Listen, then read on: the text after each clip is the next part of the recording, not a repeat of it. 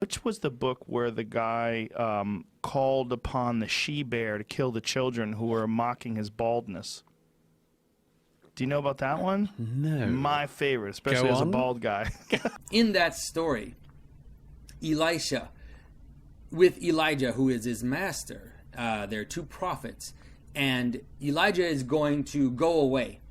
And in order to go away, they cross this river. They cross the Jordan River. And then Elijah is taken up into heaven.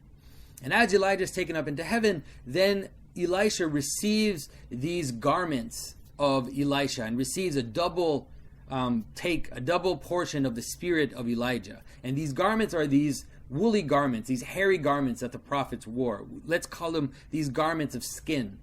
And so Elisha gets these garments, and with the garments, he hits the Jordan, and the Jordan separates into two, and then Elisha crosses over. And then on the other side, as he's moving about, I think it's the second story. There's a story just before that, but the second story after that is this story, where a bunch of youths come up to him, and they start to mock him. And they call him Baldy, and they're saying, "Hey, Baldy, get out of here, Baldy, get out of here." And because of that, Elisha turns to them, gets angry, curses them. And then these two mother bears come out, and they devour all these young men. It says devour 42 of them. So I can understand, Joe and Douglas, if you ever listen to this, I can understand why you find that story strange. But I would say you have to be very careful. And I hope that, I think this podcast was a bit old. And I think now that you've been listening to Jordan Peterson a little bit more, hopefully you'll have a little bit more reserve when you start making fun of these stories. And so I am going to explain the story to you.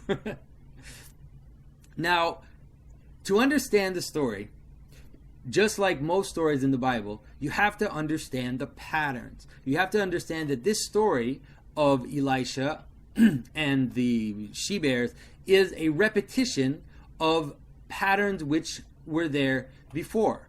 They're repetition of, I will show you one of the examples of this pattern. Now, Noah, he comes to the end of a world. And Enoch is taken up into heaven, just like Elijah is taken up into heaven. And after that, Noah has to cross an expanse of water, just like Elisha had to cross the Jordan. Noah doesn't use the garments of skin, of animal skins, but he has a boat full of animals, which is symbolically very similar. And so Elisha uses these garments of animal skins to cross over the water. And so what he's doing is he's actually in this moment of transition. He's crossing over to a new world, a new beginning, you could call it. But in the new beginning, in this transitional space, a lot of things can happen. A lot of crazy things can happen. And when Noah crosses over, after that, there's a story where just after he crosses the flood, Noah takes his clothes off, gets drunk, and then he's lying there naked, in his tent, and his son comes in and sees that he is naked. And then he goes to tell his brothers. Now, what's implied in the story is that he's making fun of his father, or he's criticizing his father for being naked in the tent. And then because of that, the son of Noah who saw him is cursed, and he becomes like a cursed people in the world. And you think, well, that's strange.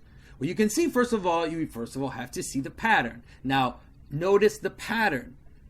Elisha crosses the waters with these garments of animal skins.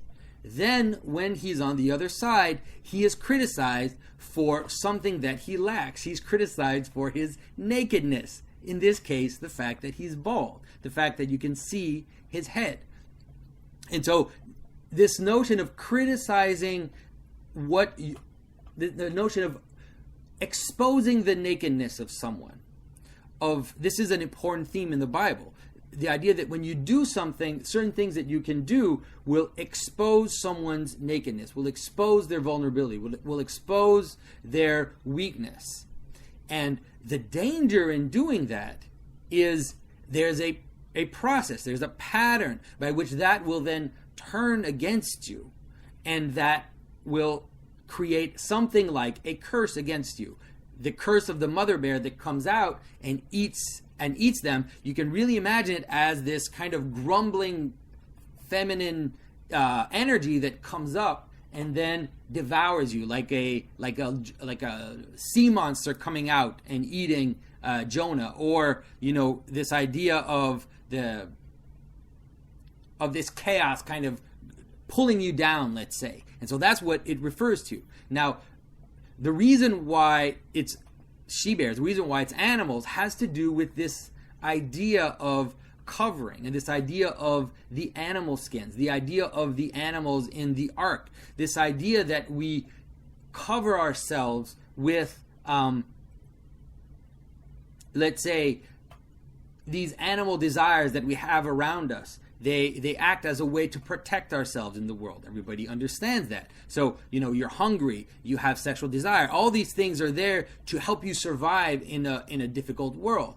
But they're also the thing that can pull you down. So if you let yourself go too much to your hunger, then you become fat, you become, you're taken over by that passion. If you let yourself get taken over by your sexual desires, then you become obsessed with that and you lose your focus, you can get a disease, everything about letting yourselves go to these passions that kind of eat you up and drag you. And so the danger of exposing someone else's nakedness, of exposing someone else's lack, is that then you will be eaten by the thing that you are criticizing them for lacking. And so you see that the children criticize the nakedness of Elisha, and then they're eaten by these animal passions. You could imagine that they're eaten by Elisha's garments of skin, those skins that he used to cross over, those skins that he used to survive in the world. Now,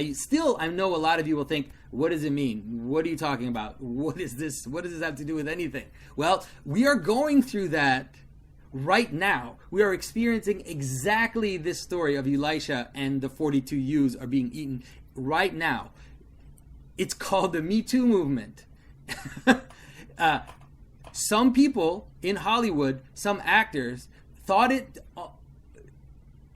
it on themselves, and Hollywood in general, to criticize certain behaviors, to poke at the nakedness, at the weaknesses of others in high power. And then what happened? Those very people who accused others of that weakness, then all these women appeared and started to say, yeah, but you too, you are guilty of the thing that you're accusing me of. And those people got devoured by their own weaknesses. And so that which we hide, we have these sins, we have these passions that we hide for a reason. There are many reasons why we hide our passions. One is so that society can continue. One is that because we're ashamed of them. One is that because we're hopefully trying to get away from these passions. But when you expose someone else's passions, then you run into the danger that those passions will then devour the person who's criticizing, and you see it. It's so funny because it's a trope that everybody understands. We've seen it. We've seen even people, for example, we've seen the gay lobby use that exact structure. They'll say things like, if you criticize homosexuality, if you're openly critical to people who are gay, it probably means that you secretly have that desire in you and that you will give in and be eaten up by that desire. And then they can point to different conservative pastors or priests or whatever who are found, in some gay orgy or something. And so that is the structure of this story. And I think it's something that once you understand the pattern, you can see, first of all, the pattern itself repeats itself in the Bible. There are other places where this same pattern repeats itself. But then once you understand what it means, then you can understand that knowing this pattern can avoid a lot of problems in your life. And so I would say to all of you, just before you casually mock a story in the Bible, be very careful, because there's probably, actually, certainly more there than what you thought at the outset.